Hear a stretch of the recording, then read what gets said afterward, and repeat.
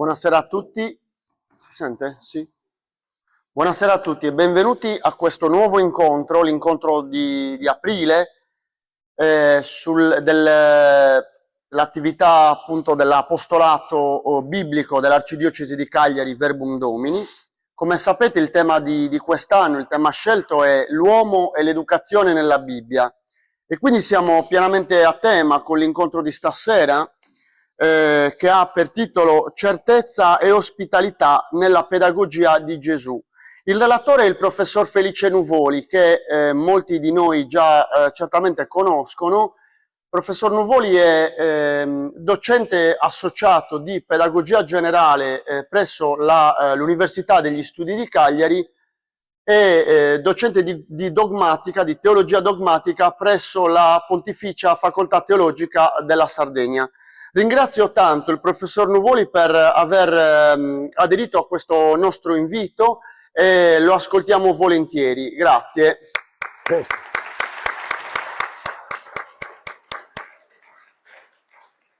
Grazie per l'onore che mi fate ascoltandomi.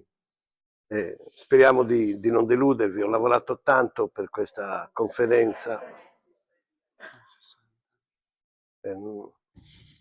Non si sente? Più vicino? Dicevo, ho lavorato tanto per questa conferenza, ma nello stesso tempo c'è ancora moltissimo da fare, per cui i lavori sono ancora in corso. Ho articolato questa conferenza in 3 passaggi fondamentali, più una breve conclusione. Gesù Maestro, Egli viene incontro ai nostri bisogni, una esemplificazione della sua educazione ospitale e poi una conclusione. Il Vangelo, parola di Don Orione, che ha vissuto il Vangelo in prima persona con una testimonianza così bella, è il più sublime trattato di didattica e di pedagogia che esiste. Nelle sue pagine ritroviamo i motivi principali dell'educazione che si intrecciano e si integrano in una visione unitaria. Che Gesù sia stato un maestro del suo popolo non possono esserci dubbi. Che si presentasse come un rabbì senza essere passato per le scuole specifiche costituisce un'audacia sorprendente, ma è un fatto. In un primo tempo la sua stessa famiglia resta incredula della scelta che Gesù fa. Il Vangelo di Marco nota che all'inizio della sua vita pubblica i suoi andarono per impadronirsi di lui, perché dicevano ha perduto il senno, Marco 3,21. Eppure, anche chi si è rifiutato di accoglierlo come Messia non ha esitato a riconoscere in lui un autentico rabbino ebreo. Basta leggere Matteo 14,5, 21, 23, 26, 21, 46, Luca 9, 8, eccetera. Gesù è peraltro pienamente inserito nella tradizione del suo popolo. Lo stile del suo parlare ha l'impronta del suo popolo e del suo tempo. I problemi essenziali sono prospettati in modo tale da essere scoperti più per intuizione che per deduzione. I suoi discorsi sono ricchi dei toni e dei colori propri dei generi letterari della Bibbia. Vi si sente l'eco dei profeti e le sentenze dei saggi di Israele. Se accetta o provoca la controversia, discorre come un maestro di Israele. Non dialettizza come farebbe un filosofo greco, ma fa uso di un linguaggio ricco di aderenza alle cose, preferisce la concretezza, indispensabile per tenere desta l'attenzione di persone non abituate ai ragionamenti astratti. Le stesse immagini ricorrenti nel suo insegnamento sono proprie di un predicatore ebreo. Il suo discorso, ricco di allegorie, di simboli, di immagini, di espressioni intuitive, proprie di una verità ascoltata e vista. Bene, tutto questo rispecchia le leggi del pensare semitico, che considera le parole come fatti. I nomi rendono presente il reale che evocano. Le parole giuste sono acuminate come frecce destinate ad imprimere un'incisione nel bersaglio. In questo quadro non stupisce l'uso frequente di sentenze ritmate, di paragoni, di logia facili a ricordarsi. Molti consigli che Gesù offre hanno valore preventivo e correttivo. Abbiate sale in voi stessi e siate in pace gli uni con gli altri. Marco 9,50. Assai efficace l'esempio della pagliuzza e della trave. Matteo 7,1-6, ma forse le referenze ve le cercate voi ed è molto meglio così. Si pensi anche al perdono richiesto prima dell'offerta, quando si sono avute delle parole offensive. Si pensi alla correzione fraterna, associata al perdono da accordare anche 7 volte al giorno. Si pensi all'offerta dell'altra guancia, al mantello ceduto, al bene fatto e non rivendicato. Gli esempi apportati da Gesù non servono soltanto per chiarire un'idea, ma invitano a metterci al posto dell'altro, con simpatia attiva, senza riparo da alcun privilegio di classe o di casta, sia pure di colorazione religiosa. L'insegnamento di Gesù poteva prendersi nel seguirlo sulle strade o in riva al mare, qualche volta nelle sinagoghe, senz'altro nelle case dove accettava di mangiare con chiunque capitava. Non teme di pranzare con i farisei, ma neanche disdegna l'invito dei pubblici peccatori. Presto il lettore del Vangelo si accorge che nei discorsi di Gesù si rispecchia una profonda conoscenza della Palestina, nei suoi aspetti geografici, sociali, politici e religiosi. La Galilea in particolare, con i suoi dolori e le sue gioie, il suo cielo e le sue stagioni, i suoi greggi e le sue vigne, le sue messi e i suoi fiori, il suo lago e i suoi pescatori, i suoi agiati contadini, si riflette benissimo nelle sue parole. Gesù è senz'altro un grande rabbino, ma non si limita ad insegnare come gli altri rabbini del suo tempo. Di tanti di essi non condivide la condotta orgogliosa che riserva a sé il meglio di ogni cosa, come se ciò fosse un loro diritto naturale, compresi i primi posti nelle sinagoghe e la strada tutta per essi. Non è trascurabile il fatto che Gesù non abbia voluto, come invece i farisei, gli zeloti, gli esseni di Qumran, dedicare le sue cure per rendere le persone pie ancora più pie, ma abbia preferito portare la sua presenza in luoghi macchiati di vergogna, di crimini, di infelicità. Abbia preferito muoversi incontro ai pubblicani e ai peccatori, alle pecore smarrite, cioè proprio verso quel mondo apertamente disprezzato dai capi religiosi suoi contemporanei. Certamente permette ai suoi amici una generosa confidenza, non di meno egli resta libero davanti a loro. Nessuno può accaparrarselo e neppure può attenuare il suo parlare franco. Ancora più netta è la rivendicazione della sua libertà di agire di fronte ai suoi familiari. Fin da piccolo egli sa di dover innanzitutto obbedire al suo Padre Celeste. Con Gesù, insomma, irrompe la novità di un significato e l'efficacia di un insegnamento che agli scribi e ai dottori della legge manca. In molte scene del Vangelo sembra che i discepoli imparino più con gli occhi che con gli orecchi. Se c'è un punto certo nella storia di Gesù è che egli trasmette il suo messaggio non soltanto a parole, ma con la vita e il suo modo di vivere. In lui non c'è sorta di divisione tra il dire e il fare, neanche l'ombra di una qualsiasi doppiezza. Tutto ciò che Gesù dice lo fa e tutto quanto egli fa è una parola sicura, perché la sua azione parla e la sua parola agisce. Su Gesù si può contare perché dice ciò che pensa e compie ciò che dice. In Lui pensieri, parole, azioni si saldano nella semplicità di una testimonianza accessibile a chiunque. Le sue sono parole di vita che le sue azioni confermano. Il dialogo educativo che instaura con noi non si scrive soltanto nel paesaggio della parola, ma anche in quello del suo silenzio. Certi suoi silenzi sono più eloquenti di qualunque parola. Gesù afferma di essere la verità. Chi lo segue deve fare la verità. Non si può negare che la proposta di Gesù costituisca una vera e propria sfida capace di orientare la coscienza di chi lo guarda e di chi lo ascolta.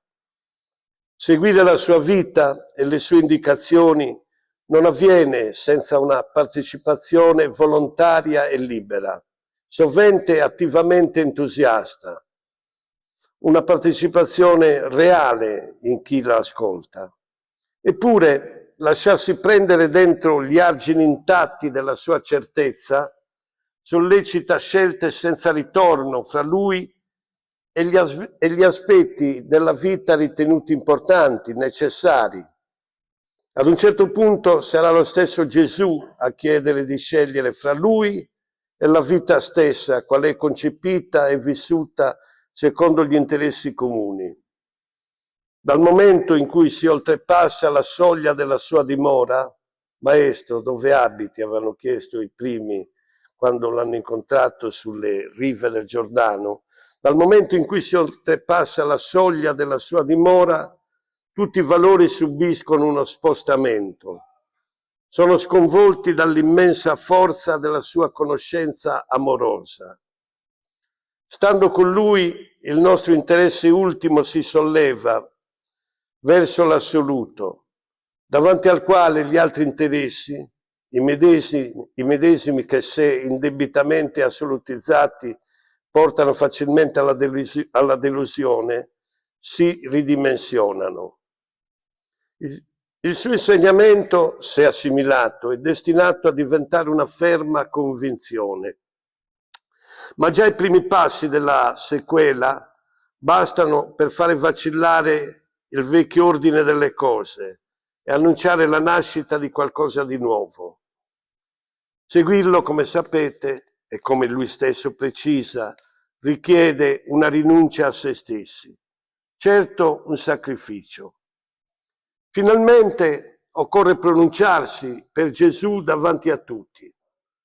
La decisione richiesta ha un carattere irrevocabile, tale da contraddire le esigenze mondane più diffuse e meno discusse. Su questa strada, come sapete, basta leggere il Vangelo, presto si giunge a rotture traumatiche, anche nei rapporti umani più naturali, genitori, figli, fratelli, sorelle, anche nei rapporti più intimi, più universalmente ammessi, Luca 14, 24, 33.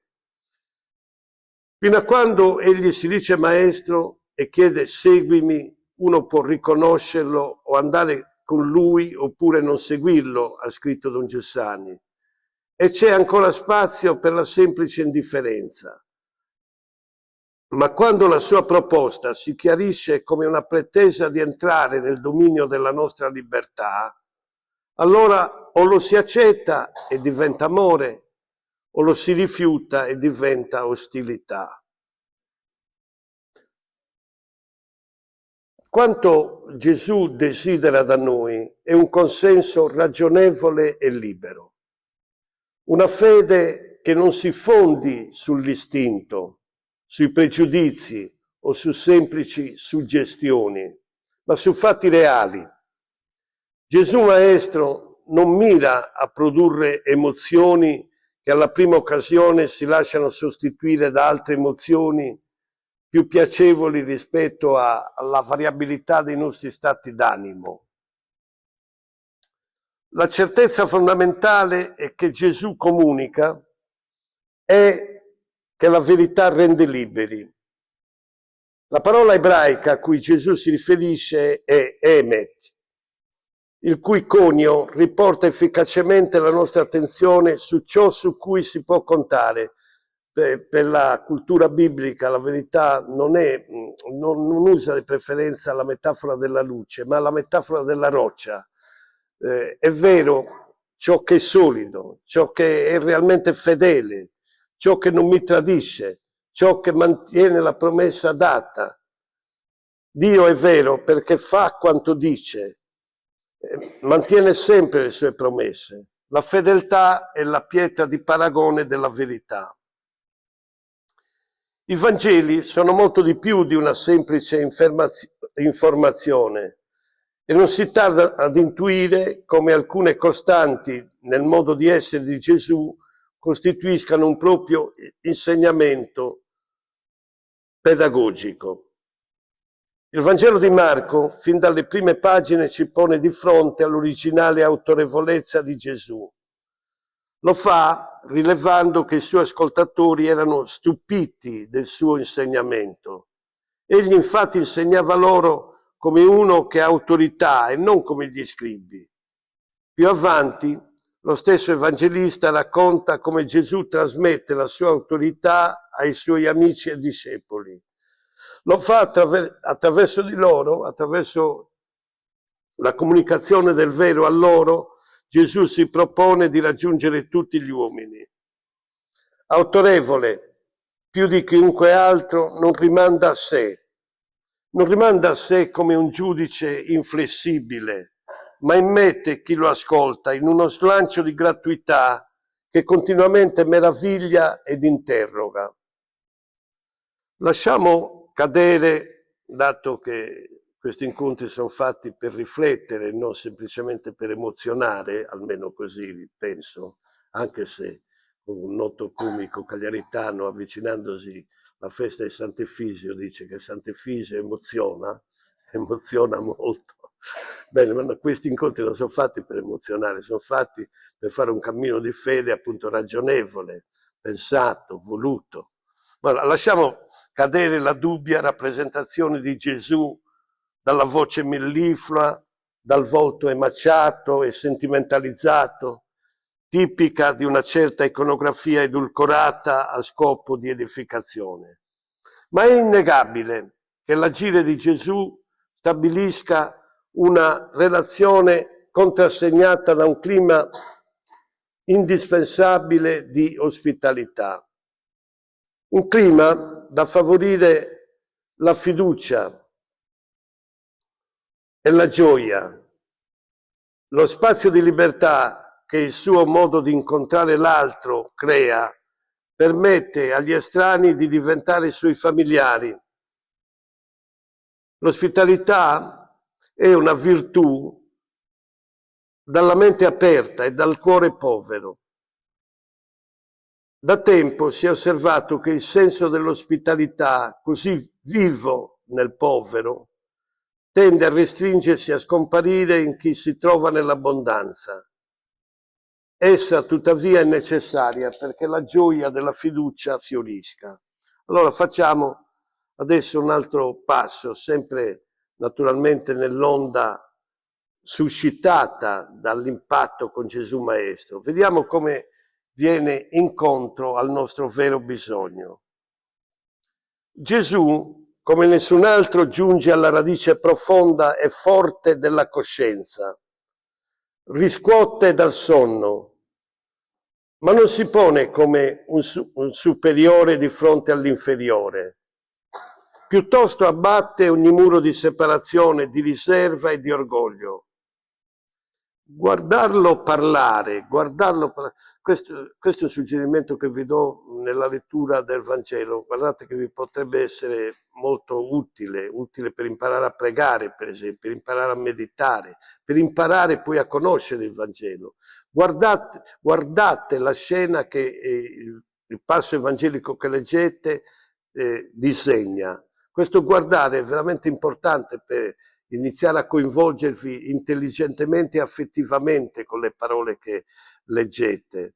Allora, guardarlo parlare significa assistere come spesso egli lascia a chi ha vicino il posto migliore e la parte più grande. Gesù dà spontaneamente la precedenza alle necessità dell'altro, perché non cerca di piacere a se stesso, dice una bella espressione San Paolo, ma volentieri dona quanto è suo. Egli non teme di occupare l'ultimo posto e da esso proporre una sapienza nuova, che senza indulgere in sentenze astratte supera ogni altro insegnamento. L'iniziativa della libertà è sempre la sua. Per noi accogliere Gesù significa scoprirci accolti da Lui, dalla sua invincibile certezza sulla bontà radicale di Dio. Anche quando ci sembra sia il nostro cuore a chiamarlo, presto scopriamo che ciò è stato possibile perché Lui per primo ha chiamato noi. Una simile accoglienza provoca il desiderio di cambiare mentalità, talvolta accende il rimorso.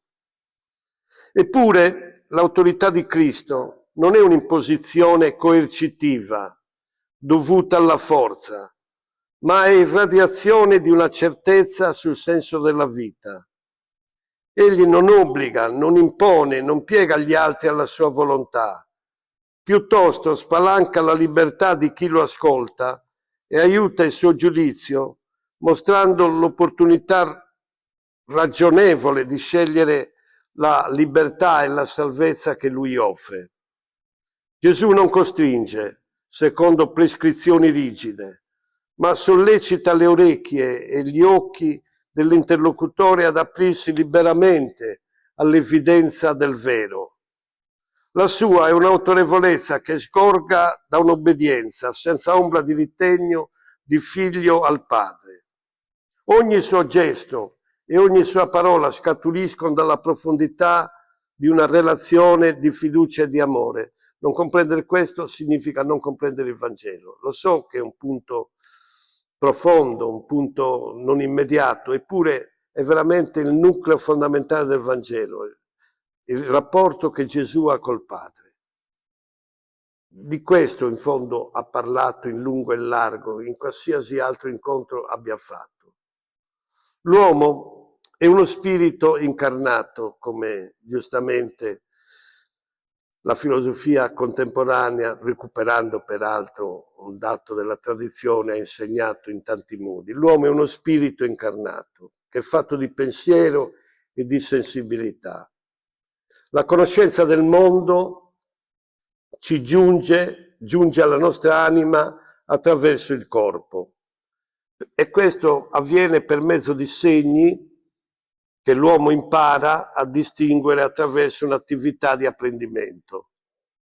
Si capisce allora perché Gesù, Maestro, insegna ed agisce efficacemente attraverso molti segni. All'inizio del nostro accostarci a Gesù ci imbattiamo con una presenza che guarisce, un'insostituibile attività di Cristo, di Gesù, è dedicata alla guarigione di ciechi, paralitici, febbricitanti. In certi casi vediamo che restituisce la vita anche ai morti. Gesù si mostra sensibilissimo al peso che impedisce al sofferente di accogliere il suo Vangelo. Percorre la Palestina curando, dice San Matteo, curando ogni sorta di malattia e di infermità nel popolo. I suoi gesti e le sue parole esigono e suscitano la fede e la speranza che la bontà illimitata di Dio liberi tutti dal male. Volutamente incomincia a farsi prossimo degli uomini e delle donne che sembrano più svantaggiati. Certo, i malati, gli esclusi, i bisognosi. L'arte di educare propria di Gesù ha il timbro della gratuità lieta e si esprime nella forma di una santità contagiosa che commuove perché per prima si commuove per la debolezza di chi incontra.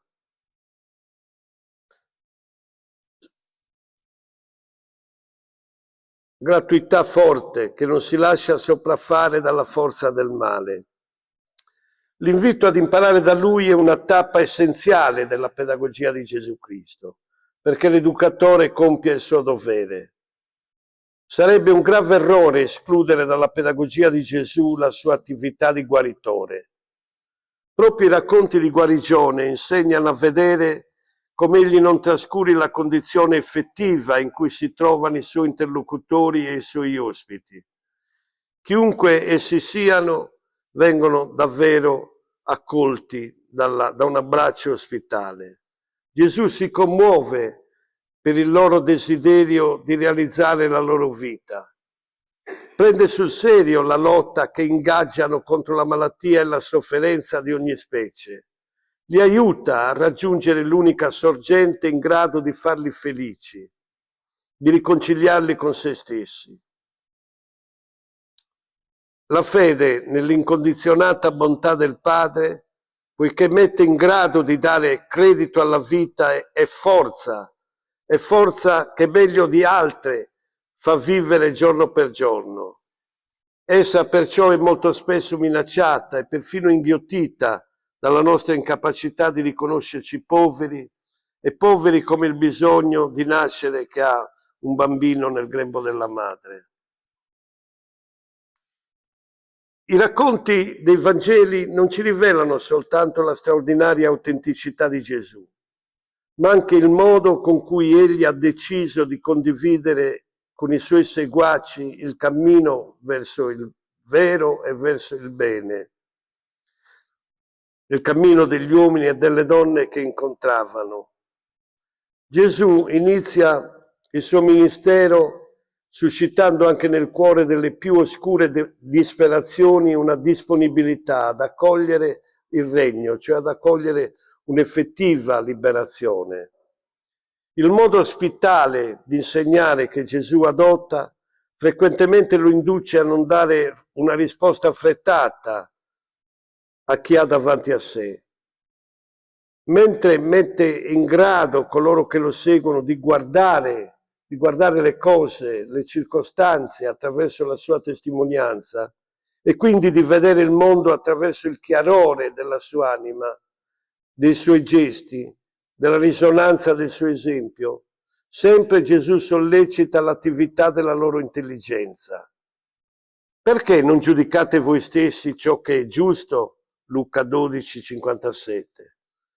Il suo modo di rapportarsi all'altro, interamente improntato alla gratitudine e alla fermezza, sa rispettarne la libertà e cercare le condizioni favorevoli perché sia il desiderio di bontà a fecondarne il cuore di bene.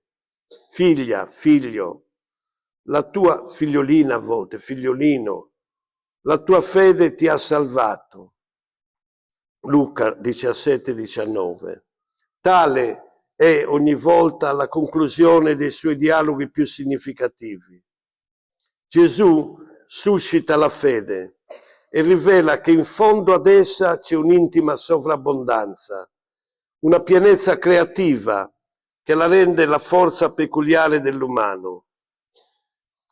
Gli uomini e le donne che accettano di seguirlo beneficano del suo fascino santo, capace di muovere il cuore e la libertà verso una felicità di cui finalmente possiedono il pegno e il segno certo.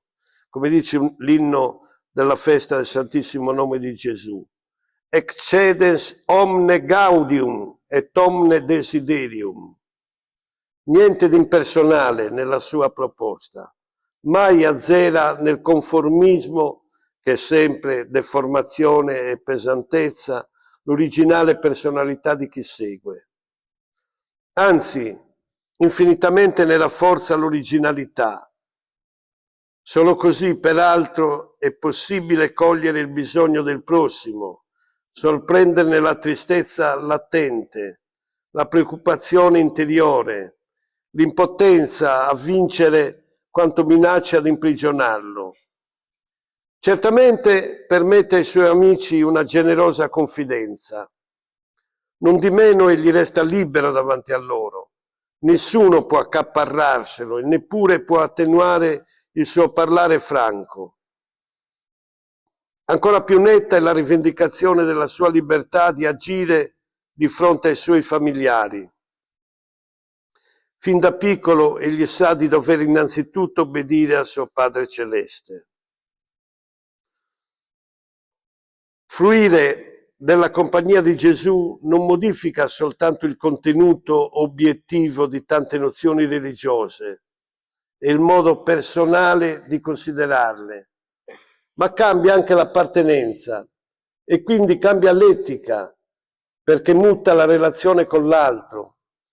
Per capire in che senso l'altro diviene un valore secondo Gesù, l'altro diviene un valore per il cristiano, cioè per chi dice di aver riconosciuto Gesù, per chi dice che la sua vita è Cristo. Bene, allora bisogna rileggere con profitto la parabola del giudizio universale, Matteo 25, 31, 46. Questa parabola spiega magnificamente quanto ho appena detto.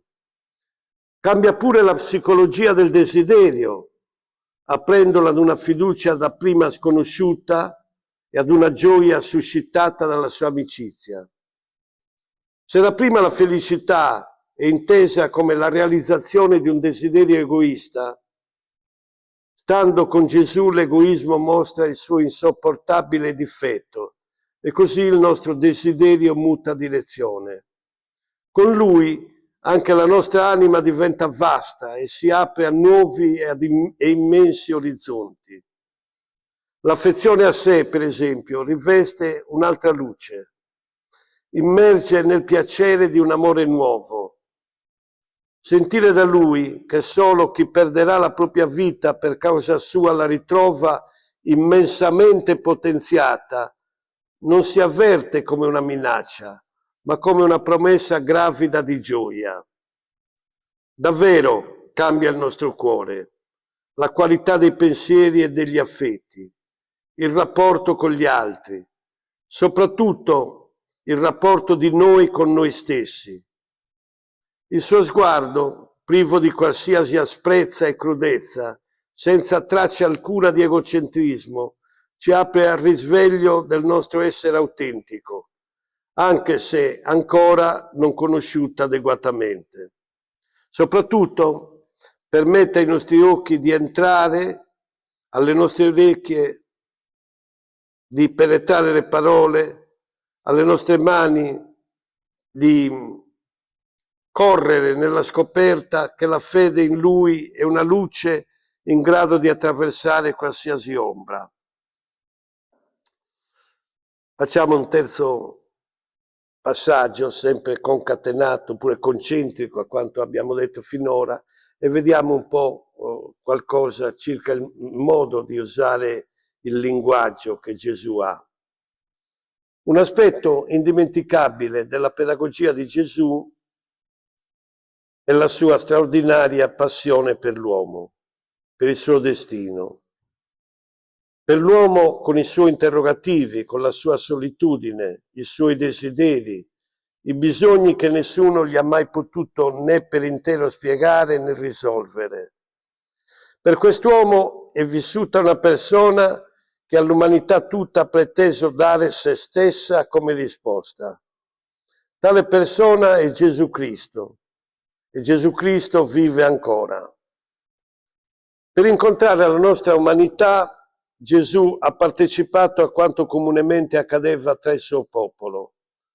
Non ha vissuto esternamente come una scetta, ma mangiava e beveva con gli amici, tanto che la malevolenza di chi lo ha rifiutato, giudicandolo come un nemico, ne ha approfittato per rimproverargli di essere un mangione e un beone. Certo, è pure innegabile riconoscere in Gesù una presenza straordinaria, assai al di sopra della comune umanità. Si pensi ai numerosi miracoli. Gesù non li fa per attirarci a lui con alcuni effetti speciali, sconosciuti ai maghi del suo tempo. Chi si arresta all'ammirazione del prodigio materiale non giunge ad afferrare la vera identità di Gesù. Il miracolo più grande di Gesù è la sua stessa vita. Non solo nessuno ha mai parlato come lui, ma nessuno è nemmeno vissuto come lui. Egli ha potuto dire senza alcuna paura di essere smentito: chi di voi potrà convincermi di peccato? La sua esistenza è un continuo e ininterrotto atto di amicizia nei confronti dell'uomo, fino alla sua morte in croce. Così, nella vita umanissima di Gesù traspare un amore originale che eccede ogni calcolo. Un amore capace di testimoniare la presenza di un mistero di salvezza, di libertà. La singolare missione di Gesù spiega anche la funzione che egli dà al suo linguaggio. Nessuno meglio di Gesù sa quanto le parole e la parola di Dio agisca come una spada che taglia, sfronda, mette a nudo la realtà del male, che la nostra ipocrisia invece vorrebbe mascherare. Chiede ai suoi discepoli un linguaggio sincero, non equivoco tra il sì e il no. Chiede, come San Paolo annota, di non mercanteggiare la parola di Dio. Tuttavia, lo scopo di Gesù è portare gli uomini verso una piena positività. Senza mai essere lezioso, il linguaggio di Gesù è proteso all'ospitalità, soprattutto nei confronti dei pubblicani e dei peccatori. Questo diventa evidente. Il mondo delle persone pie spesso giudica a mezza voce questo atteggiamento come uno scandalo. L'ospitalità del suo linguaggio è particolarmente manifesto nelle sue parabole.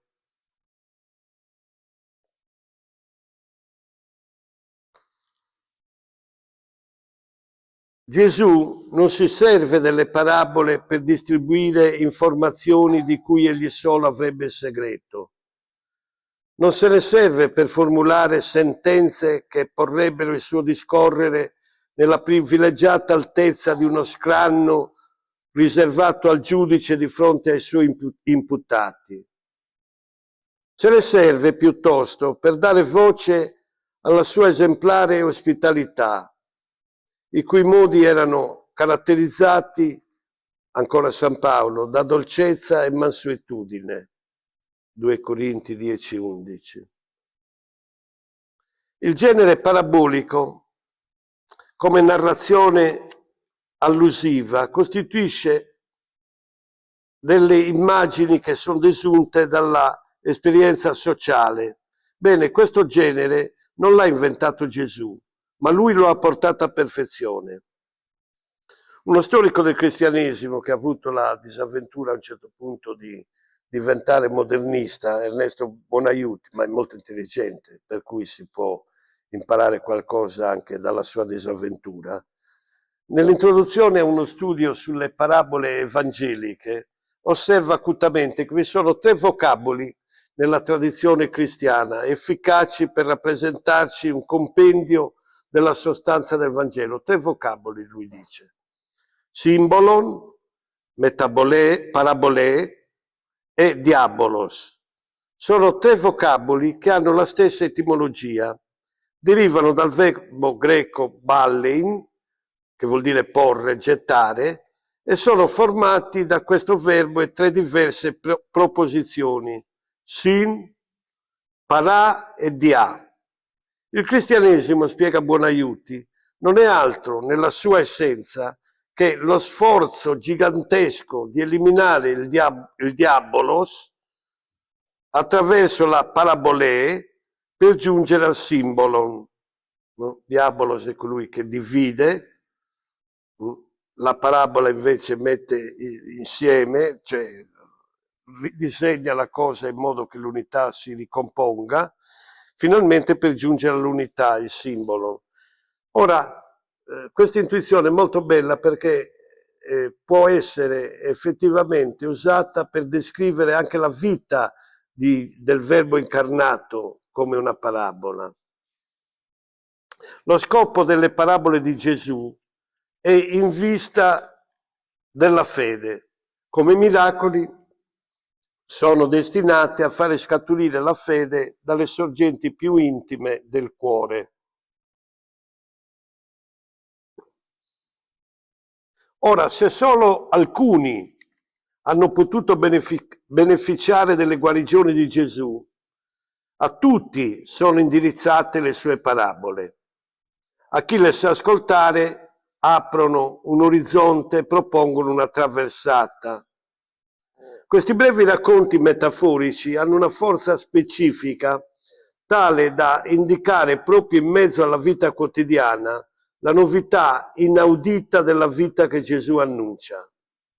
Senza le parabole, tale novità resterebbe non adeguatamente percepita, ma assoppita in una sorta di nebbia. Lo scenario in cui le parabole trasportano l'ascoltatore è generalmente quello della natura circostante.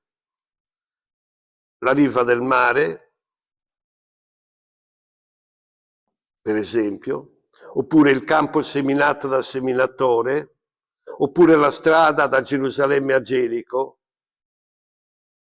I molteplici aspetti della vita comune, la natura, l'agricoltura, la pesca, il commercio, le relazioni sociali e quelle politiche, preparano l'animo di chi ascolta a guardare e riflettere sull'esistenza ordinaria in modo nuovo. Aiutano a cercare nel quotidiano i germogli del regno di Dio. Per quanto riguarda la religione, quest'ultima è molto poco presente ed in modo abbastanza critico. Pensate alla figura, alla non bella figura che fa il sacerdote, il levita, davanti al bisogno del samaritano. Bene, la religione oggettivamente è poco presente, non è molto presente nelle parabole di Gesù. La concretezza della vita invece è convocata per far capire che tutte le dimensioni dell'umano possono scoprire il Vangelo della bontà di Dio. Il genio pedagogico di Gesù non si limita al fatto di aver trovato parole che aprono al segreto della vita, ma anche nell'aver parlato in modo tale che chi si pone al suo seguito può imparare il modo di parlare di Gesù e può finalmente anche lui esprimere la sua vita con delle parabole che coni anche lui. Il Nuovo Testamento apre le porte a questa creatività peculiare della parabola ed invita ad un lavoro poetico e artistico, in grado di dialogare su come il rapporto con Dio può interessare tutta la vita. Proprio la pedagogia di Gesù incoraggia a scoprire la poesia nascosta nella nostra esistenza, nei numerosi episodi della nostra vita quotidiana, che, se raccontati in modo autentico, aprono una sorgente di speranza per chiunque ascolta ed intende. Concludiamo.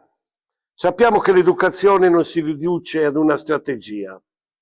Non basta mettere un insieme di tecniche per far passare da persona a persona un messaggio carico di valore. Questa osservazione vale per qualsiasi istituzione educativa, la scuola, l'università, l'apprendimento professionale, la parrocchia. In ogni caso, se non già i bambini, senz'altro gli adolescenti sono piuttosto guardinghi verso i sottili tentativi di condurli dove essi non vogliono andare. Non bisogna trascurare che l'educazione, anche quella più severa, è sempre al servizio della libertà dell'educando. Forse non abbiamo rimarcato a sufficienza che la pedagogia del Vangelo è discreta, lenta, paziente. Certo accompagna la nostra vita in ogni sua dimensione fino all'ultimo istante. Gesù conosce la nostra necessità di vedere, di imparare perfino attraverso un'esperienza tattile. Risorto non si sottrae alla domanda di vedere e toccare le sue ferite. Pensate al Vangelo di questa domenica. Contro l'evidenza dei fatti non valgono sottigliezze, non valgono le sofisticherie dei dialettici. Comunque, quando egli si manifesta nella nostra vita, sempre attiva la nostra responsabilità. Per la stessa ragione accetta di nascondersi e fare spazio al nostro protagonismo. I discorsi di addio del Vangelo secondo Giovanni ci aiutano a chiarire questo passaggio. È bene per voi che io me ne vada, perché se non me ne vado non verrà a voi il Paraclito. Il momento del distacco fa paura, ma è necessario. Gesù insegna a chi ha il compito di educare la necessità di scomparire al momento giusto, di scomparire per il bene della libertà di chi accompagna nella sua crescita. Gesù per primo ha spinto la gratuità della sua presenza terrena tra noi fino all'estremo. Così ai suoi discepoli ha aperto la strada della Pasqua. Chiede che anche loro attraversino la prova della solitudine e quindi dell'autentica libertà che lega al destino degli altri fratelli. Reggerà la promessa nata dall'incontro con Cristo? È inevitabile interrogarsi su colui che ha generato la nostra vita alla fiducia, cioè alla fede. La domanda, infatti, esige un chiarimento sull'identità di chi ci ha chiamato alla sua sequela. Giungiamo così ad una soglia decisiva. Come sapete, nel Vangelo questo incontro, questa resa dei conti, avviene a Cesarea di Filippo. Solo chi risponde alla domanda di Cristo sulla sua identità può affrontare la vita intera nella sua amicizia. Da allora un profondo cambiamento di sé diventa possibile, un cambiamento che determina la nostra personalità di cristiani, rendendoci sempre più in grado di entrare in relazione con gli altri e con il mondo intero. In particolare, la risposta sull'identità di Cristo ci introduce nel mistero della Chiesa, dove la nostra solitudine insieme alla nostra libertà può diventare il materiale della nostra comunione e della nostra fraternità. Grazie per la vostra pazienza.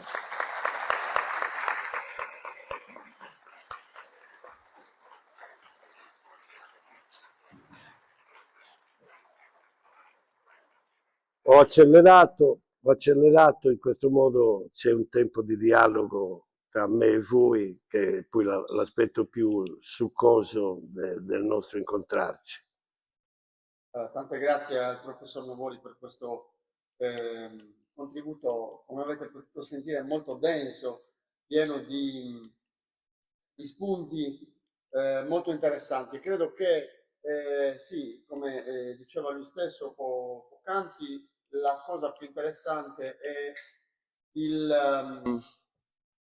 dialogo tra di noi, è quello che può emergere anche come approfondimento di alcuni aspetti che spero emergano, data appunto la densità e l'intensità dei contenuti proposti. Quindi c'è uno spazio per domande. Magari inizio io, così rompo il ghiaccio. Ecco. A me hanno colpito diverse cose di questo intervento. Dico qualcosa tra le cose che maggiormente mi hanno coinvolto.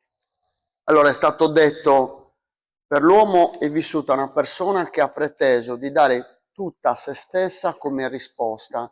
E questo tema è stato poi ripreso alla fine dell'intervento, quando si è detto che un cambiamento possibile per la vita dell'uomo è permesso a condizione che si risponda alla domanda sull'identità di Cristo. Ecco, a me sembra che spesso la difficoltà di noi cristiani sia proprio a questo livello, cioè c'è anche una vita, come dire, c'è una frequenza anche parrocchiale, anche di preghiera o ai gesti che la Chiesa propone, la parrocchia o insomma o altre realtà ecclesiali, movimenti, associazioni, eccetera. E tuttavia è come se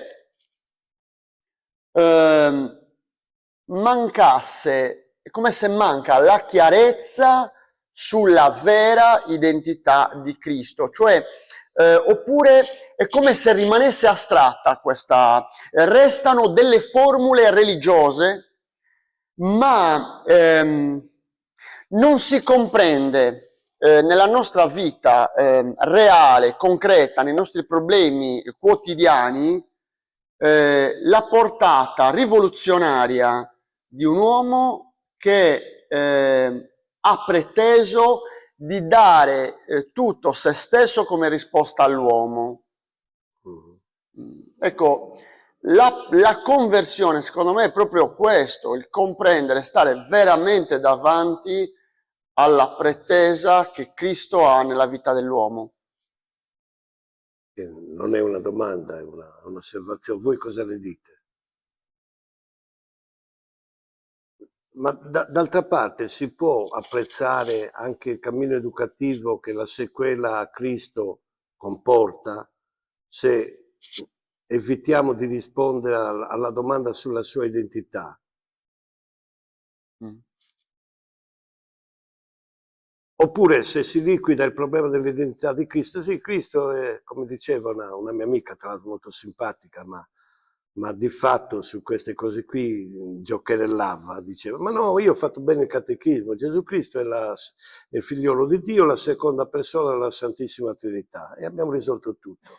Abbiamo risolto tutto? Sì, abbiamo risolto tutto se con questa espressione intendiamo veramente quello che la tradizione cristiana da 2000 anni ha voluto dirci, ma se una formula ripetuta come si può ripetere il trallallero alla corsicana, non abbiamo risolto nulla, non vi pare? Ora, mi è venuto in mente per un'associazione di idee un episodio che è riferito ad Augusto Guerriero, detto Ricciardetto. Lui aveva una pagina in Epoca ed era la pagina più letta di questo giornale che riproponeva un po' il format del Life americano in Italia, Epoca. Molti i più anziani sicuramente lo ricordano questo settimanale. Una pagina speciale la teneva Augusto Guerriero, noto Ricciardetto. Una volta ha iniziato un articolo in questo modo. Ieri ho incontrato una santa, alludeva all'incontro che ha fatto con Madre Teresa di Calcutta. Ma, scrive così, ieri ho incontrato una santa, ma io mi devo occupare di politica, perciò chi se ne frega, punto. Ieri ho sentito parlare di Gesù, ma pare che sia un tipo abbastanza originale. Dicono che la seconda persona della Santissima Trinità, ma io mi devo occupare del mutuo che ho in banca, chi se ne frega. Capite che la prima parte è semplicemente posticcia, totalmente avulsa da ciò che è la vita. Coraggio.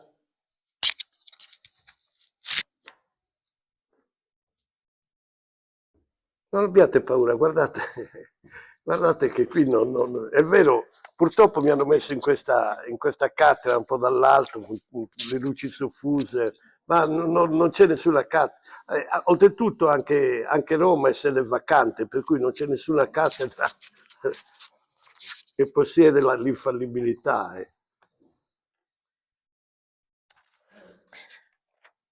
Allora, nel secondo punto, quando hai trattato, viene incontro al nostro bisogno, a un certo punto hai detto che offriva agli amici una generosa confidenza. Nessuno se ne poteva però accaparrare della sua persona, del suo essere, Della sua libertà. della sua libertà. Poi è detto, cambia l'appartenenza e l'etica perché muta la relazione con l'altro. Volevo chiederti questo, rispetto poi al passaggio successivo delle esemplificazioni e delle parabole. Mi sembra di capire che nelle parabole non c'è la volontà di Gesù di collocare in una lavagna i buoni da una parte e i cattivi dall'altro, ma di educare Beh, attraverso... in una parabola lo fa, eh. Da una parte mette le pecorelle, dall'altra parte mette i caproni. Sì, la domanda era su questo, ma questa divisione tra pecore e caproni, tra zizzania e grano, qual è l'intento profondo? Quello Di avvisare. di avvisare... Tu da che parte vuoi stare? Vuoi stare dalla parte del caprone? No. No, non tu. Tu lettore del Vangelo, tu ascoltatore di Gesù, tu che sei stato attirato da questo modo fascinoso che Gesù ha di impostare la vita e che ascolti e dice, guarda, però se tu mi segui devi iniziare a riconoscermi in chi ha bisogno. Ero nudo e mi hai dato da vestire, avevo fame e mi hai sfamato, avevo sete e mi hai dato da bere, ero in carcere e mi hai visitato. Ma quando mai io ho visitato un carcerato, io ho visitato un barbone che aveva fame, ma non mi ricordo di aver visto te, no? C'è un'identificazione, vede, che Gesù fa. Questo per continuare quello che dicevamo prima, cioè l'identità di Gesù riconosciuta cambia la vita. È l'identità di Gesù che cambia la nostra vita. Se noi ci sbagliamo sull'identità di Gesù, la vita rimane tale e quale. Ecco, su questo aspetto voglio capire che lettura dà un uomo che nella propria vita magari non è sempre zizzania, ma non è neanche sempre grano, oppure una vita che non è sempre terreno fertile, perché a volte è terreno ghiaioso, a volte è un rovo, e quindi questo era l'aspetto che volevo Tra l'altro di approfondimento. è molto interessante questo, perché come sapete Gesù ha vietato di giudicare, non giudicate se non volete essere giudicati, queste sono parole di Gesù, non azzardate a strappare la zizzania prima del tempo, perché rischi di strappare il buon grano. Cioè, mi spiego, una cosa è dire che il grano non è zizzania, una cosa è dire che il caprone che va a sinistra non è la pecorella che va alla destra del padre, mi spiego, ma un'altra cosa è dire noi, tu sei un caprone, tu sei una pecorella, questo non spetta a noi, questo avverrà nel giudizio finale. La parabola ci è data come regolativa appunto della vita, cioè Gesù ha a che fare realmente con l'esistenza reale. E prima che il cancello si chiuda dobbiamo giocare la nostra libertà, o riconoscerlo effettivamente nella storia oppure non riconoscerlo. Ma non riconoscerlo significa fallire questa esistenza. Prego.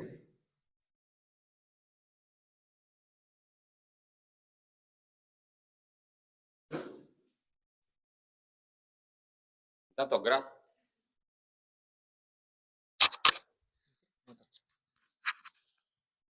Così. Sente?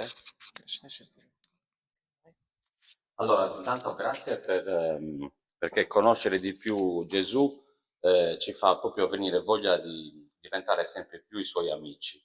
E questo rende la vita ricca come stavi raccontando. No, Giuseppe, metti il microfono perché quello è per la registrazione, se lo metti vicino così. Così? Sì, Ok. sì. Una domanda sull'aspetto pedagogico di cui stavi parlando, quando hai detto che da una parte Gesù a un certo punto si distacca e quindi chiede anche di accettare il distacco a chi educa, e dall'altra però poi promette che sarà sempre insieme a noi, e quindi volevo capire questo gioco, distacco e anche presenza, come si gioca appunto nella nostra vita e di chi lo segue. Questo è soprattutto un valore pedagogico, un valore educativo, cioè la mamma che tratta il figlio a me è capitato, io quando ero a Roma ho vissuto per 2 anni, mi pare, con un prete che io avevo 25-26 anni e lui ne aveva 34. E questo prete mi ha detto che praticamente la mamma gli infilava i calzini anche se aveva 34 anni. Ho detto, io non l'ho invidiato per niente, ma altro che i calzini non me li ha infilati neanche quando avevo 2 o 3 anni, per cui arrivavano scapaccioni che non finivano. Ma io non l'ho invidiato per niente, cioè, mamma mia, cioè, non è una cosa bella questa qua, mi spiego. Cioè, che una mamma o un padre tratti il figlio che ha 30 anni come un bambino deficiente, secondo voi è un atto d'amore oppure c'è qualcosa di sbagliato qua? Cioè che Gesù invece, che ne so, progressivamente inviti l'altro a rischiare la sua vita. Quando dice a chi lo ascolta, ma come voi guardate il cielo la sera e sapete dirmi se domani piove o non piove, non sapete scorgere i segni dei tempi. Oh, svegliatevi. Anche perché mi dà l'impressione che questo non scorgere i segni dei tempi sia un non voler scorgere i segni dei tempi, perché nello scorgere i segni dei tempi c'è la vostra responsabilità, questo a tutti. Ai suoi amici ha detto no, è bene che io me ne vada, se io non me ne vado voi non giocate fino in fondo la vostra libertà, mi spiego. Ma d'altra parte, come giustamente ha ricordato chi è intervenuto, è lui che ha detto io sono con voi tutti i giorni fino alla fine del mondo, per cui c'è effettivamente una compagnia che ci starà a fianco fino alla fine del mondo, ma è una compagnia che continuamente sollecita la nostra libertà di rischiare, perché solo in questo rischio si diventa grandi, si diventa maturi. Prego.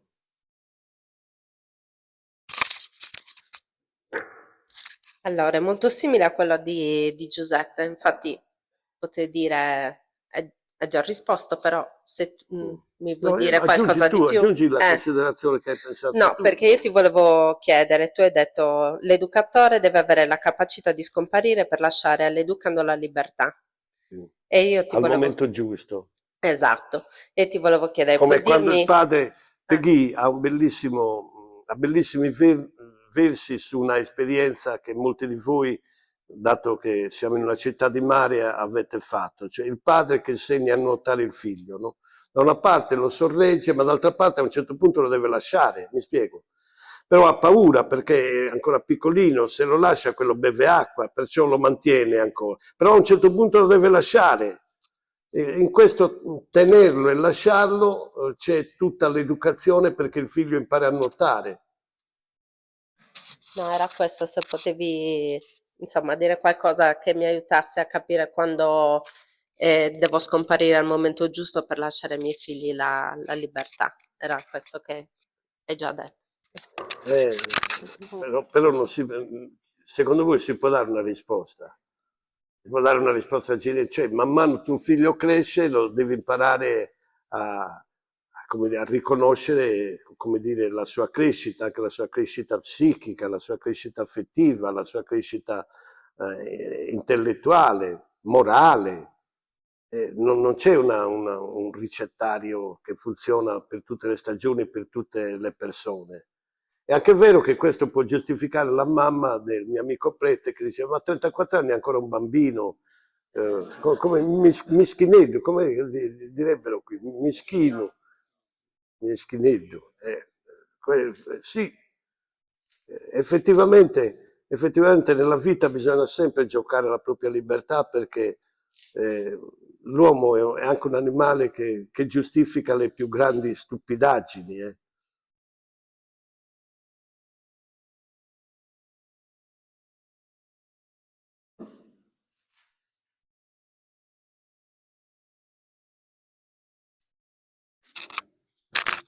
A proposito di ospitalità, mi veniva da pensare che per come è stata descritta la figura di Gesù, il primo, cioè siamo abituati, educati con tutti anche i mezzi di comunicazione, eccetera, per esempio i migranti, vanno accolti.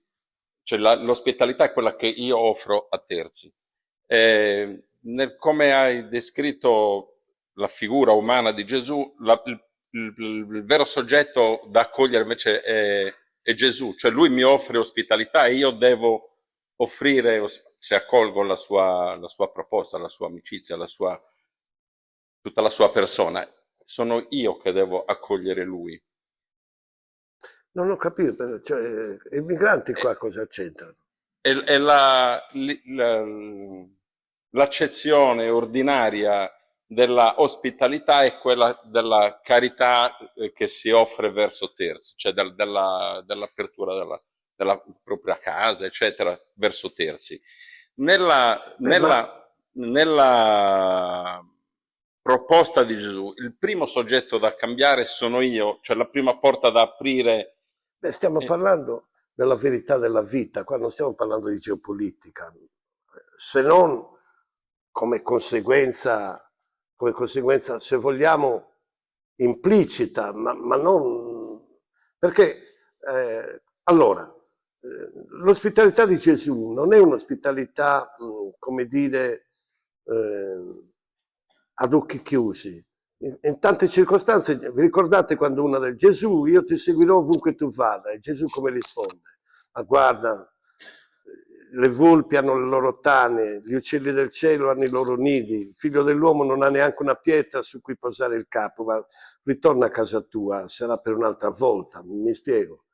Cioè, non è un'ospitalità comunque, no, è un'ospitalità, come dire, intelligente, perché mira realmente alla verità di chi ha davanti, mi spiego, la verità di chi ha davanti può anche essere qua, ma che cosa, ammettiamo, ma che cosa metti a repentaglio totalmente la tua famiglia venendo qua in Occidente quando c'è una possibilità di morte così alta, per esempio?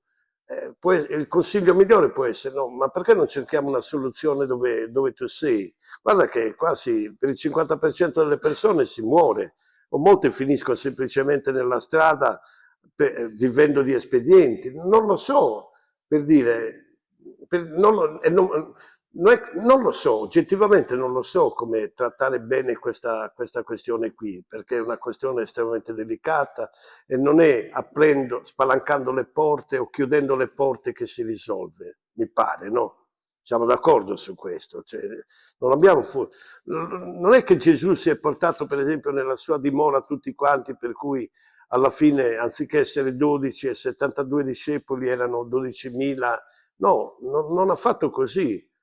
Ha impostato la sua vita come un libro aperto, come un cuore aperto, ma dentro una proposta per cui uno doveva veramente capire che cosa è vero e che cosa è falso per la sua vita, è chiaro.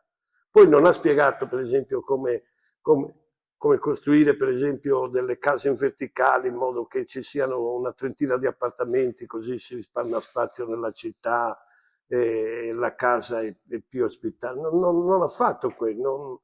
Sono tutti problemi, come dire, che se vogliamo hanno un ultimo collegamento anche con il tipo umano che Gesù è e con l'insegnamento che lui dà, però occorrono tante mediazioni a questo punto. Come rendere la città più abitabile e più accogliente? Ha a che fare con il Vangelo? Sì che ha a che fare, ma è il tema di stasera? No, perché non saprei neanche da dove iniziare, è chiaro. Prego.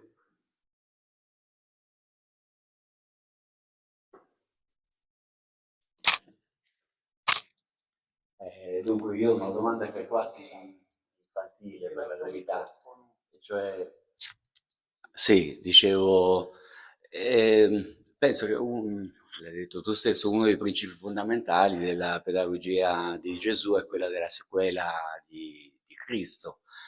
E, punto uno. Punto due, il fatto che il messaggio di Gesù è fondamentalmente un messaggio di apertura e di bontà nei confronti di tutti. Penso che lui appunto era anche accusato per il fatto che frequentava soprattutto peccatori, cioè non soprattutto, Anche lui faceva delle scelte, faceva delle scelte appunto. eh? Ecco, comunque frequentava anche persone che normalmente venivano Sì, disprezzate. sì. Allora Soprattutto. io penso a questo. Allora io seguo Gesù e vedo che Gesù però nella sua vita appunto ha fatto delle scelte. Per esempio nei confronti dei farisei mi sembra che non soltanto con un atteggiamento pedagogico nei confronti degli altri, ma proprio sembra dal tono delle traduzioni in italiano che avesse un risentimento personale. No, non avrà avuto un risentimento No, personale, mi correggo ovviamente, però voglio sì, dire, sembra che ha usato delle parole che dure, molto dure. ecco. Irate anche. Ecco, allora io lavoro nella scuola, nei confronti della scuola tipicamente un atteggiamento sempre costruttivo, per me è abbastanza facile averlo. Sono ragazzi giovani, posso capire, ho fatto e faccio tanti errori anch'io e così via. E però nei confronti di altre persone io do un giudizio e posso anche, diciamo, temperare, non essendo un animo normalmente particolarmente iracondo, posso anche temperare i miei sentimenti di astio, però il mio giudizio rimane pessimo e non mi voglio sostituire a Dio, ma non mi considero neanche uno stupido, quindi che cosa devo fare del mio giudizio? No, tu devi essere vero, cioè Gesù mm, non ha risentimento, ha invece distanza nei confronti soprattutto dell'ipocrisia, soprattutto di questa doppiezza. Lì non lesina parole anche molto dure, sepolcri imbiancati, razza di vipere, siete come un vaso lucidato all'esterno invece all'interno pieno di sozzura. Insomma, evidentemente sono delle parole molto pesanti, no? Oppure ricordate l'episodio dei mercanti del Tempio? È calmo Gesù, ma è molto calmo, ma determinato. Cioè, la scena è raccontata in questo modo. Vede per l'ennesima volta che nell'atrio del Tempio si fa commercio venale e lui non si precipita subito verso i mercanti, si mette da una parte e si prepara uno scudiscio, perché effettivamente da solo affrontarli tutti qua, per quanto questo dice anche che Gesù era forte, Gesù era un uomo forte, infatti una volta che si è preparato lo scudiscio ha iniziato la musica di Selargius e non ha lesinato colpi per dire, ma sbagliamo se non riusciamo a comprendere che quell'uomo con lo scudiscio è la carità che agisce. Mi spiego, ma non è la carità secondo la nostra mentalità, come dire, immersa nel dolciume, ma non nella verità. È la verità infuocata dall'amore che agisce. Questa è la carità. Mi spiego. Allora, tante circostanze della nostra vita ci chiedono di prendere una posizione ed è giusto prenderla, è giusto prenderla. Ma perché? Per affermare che cosa? Per affermare la nostra misura? E allora ritorniamo da un egoismo ad un altro egoismo, da un egocentrismo ad un altro egocentrismo. No, per affermare ciò che noi con sincerità e con lealtà stiamo apprendendo del vero e del giusto. È questo che mi spiego. Da questo punto di vista, questo non l'ha detto Gesù, l'ha detto Aristotele, persino l'ira può essere una virtù in certi momenti, in certe circostanze. Quando per esempio diventa forza contro l'ingiustizia, l'ira ci vuole. D'altra parte la scrittura non lesina l'espressione l'ira di Dio, Dio è irato. Che ne so, l'omicida o il bestemmiatore viene abbandonato all'ira di Dio,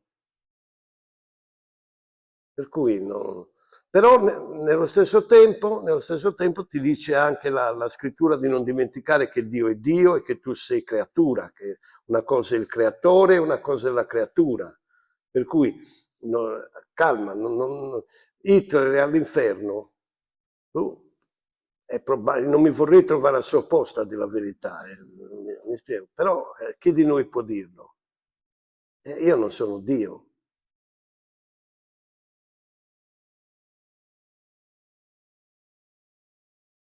Coraggio.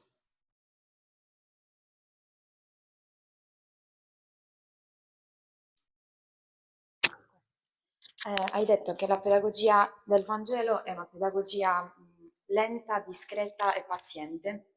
Ti volevo chiedere un aiuto a capire come si concilia, però non è il termine proprio corretto, però cioè, si avvicina di più a quello che voglio dire, come si concilia questo con anche quello che hai citato di Don Giussani, che ad un certo punto Gesù si rivela a noi, c'è la pretesa di essere il Salvatore, la nostra libertà deve decidere, e o lo si ama o diventa ostile. E ci sono anche... Quando finalmente si comprende che Gesù si sta rivolgendo alla nostra libertà, non alla libertà di Zaccheo, non alla libertà della Maddalena, non alla libertà di Pietro, ma alla mia libertà di Felice, alla tua di Carlo, alla tua di Giulia, alla tua di Sisinio o Efisio, tra poco facciamo la festa del Santo Efisio, alla tua libertà di persona concreta. Ti volevo chiedere cosa significa quindi questa pedagogia lenta, paziente, discreta, perché ci sono anche alcuni episodi del Vangelo, a me viene in mente anche il giovane ricco, in cui, cioè leggendolo a me sembra che si giochi non in un attimo, però che non ci sia magari quella lentezza o quella pazienza per cui, cioè, a volte anche nella vita certe cose si giocano, non lo so, la nostra libertà è messa alla prova, non magari in questa lentezza, in questa... Ma non tanto nell'esempio che tu hai fatto, perché nell'esempio che tu hai fatto è il giovane ricco che l'ha trascinato fino a purgli un out-out, no? Perché Gesù, fissato, lo amò e gli ha dato una risposta molto generale, dice, ma se tu vuoi essere buono, comunque, intanto solo Dio è buono, cioè, perciò non immaginarti perfetto come Dio, ma comunque osserva i comandamenti, no? Inizia lentamente Gesù, con pazienza, per cui questo episodio sembrerebbe portare acqua al mio mulino. Poi ci sono altri episodi che invece la lentezza di Gesù è meno in rilievo, appunto. Ma complessivamente a me sembra di poter sostenere che Gesù è discreto, è paziente, di fatto i suoi non hanno capito nulla in 3 anni di vita pubblica, tant'è che quando Gesù è risorto gli hanno posto la domanda che non avrebbero dovuto porre, ma quando è che tu instauri il regno di Dio? Ma insomma, cioè, 3 anni con me non avete ancora capito che non procedo come procede Ponzio Pilato o Cesare Augusto o il re Erode, che io procedo in un altro modo. Possibile che non l'abbiate capito? Non l'avevano capito. Per cui a me sembra che Gesù sia stato proprio lento, paziente, discreto. Certe pagine del Vangelo effettivamente sono infuocate, ma anche questo ho tentato di dire. A un certo punto chi non odia suo padre e sua madre non è degno di me. Queste sono pagine che trovavo nel Vangelo. Ed è vero che riportano un linguaggio semita, per cui non è che Gesù in questa pagina sta diventando un istigatore dell'odio. Gli esegeti ci spiegano che Gesù vuol dire chi non preferisce me al padre e alla madre non è degno di me. Non è che sta dicendo per preferire me devi odiare tuo padre e tua madre, però d'altra parte sarà perché la sua cultura parlava in quel modo. Gesù usa questo tipo di espressione che costringe ad una decisione, a una decisione perentoria. È anche vero questo. È uno dei motivi per cui vi ho detto, guarda che qui non c'è una cattedra, ognuno di noi deve leggere con attenzione il Vangelo e farsi un'idea di come Gesù si muove. A me pare che comunque, nonostante questi fatti, Gesù sa attendere, è paziente, in qualche circostanza ha detto, ma siete veramente di dura cervice, no? Teste dure, testoni, turrati persi, è vero, ma è vero anche che però, come dire, li prendeva con sé come per quello che erano e non ha scelto le persone, che ne so, più rapide nell'intelligenza, ha scelto delle persone comuni, che avevano un lavoro comune. Ecco, qua secondo me c'è una cosa interessante, cioè il modo di insegnare, di educare di Gesù, che favorisce l'uso della parabola, permette anche alla persona comune, a me e a te, di imparare il suo modo di insegnare. Ed è un modo di insegnare molto efficace, molto prezioso. E in effetti, pensate che cosa hanno fatto questi pescatori, come dire, dopo che Gesù li ha mandati in tutto il mondo. Sono andati in tutto il mondo e hanno, come dire, disseminato il Vangelo, costituendo in pochissimi decenni una chiesa che era presente in tutte le parti dell'impero. Cioè, guardate che è qualcosa di veramente straordinario. Qual è l'arte di insegnare che avevano? Quella che avevano imparato da Gesù.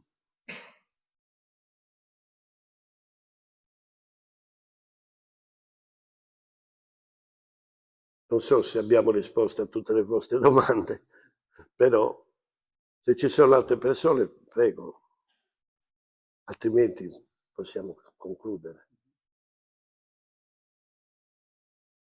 Un altro?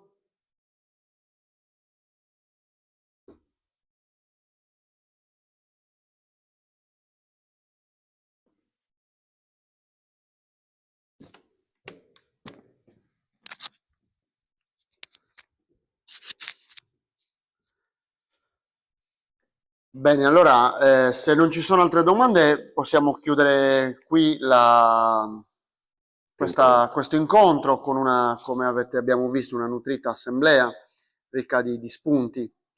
Allora, ringrazio il professor Nuvoli per questa occasione che ci ha dato per riflettere appunto sulla pedagogia di Gesù Cristo, e perciò grazie tante, con un applauso.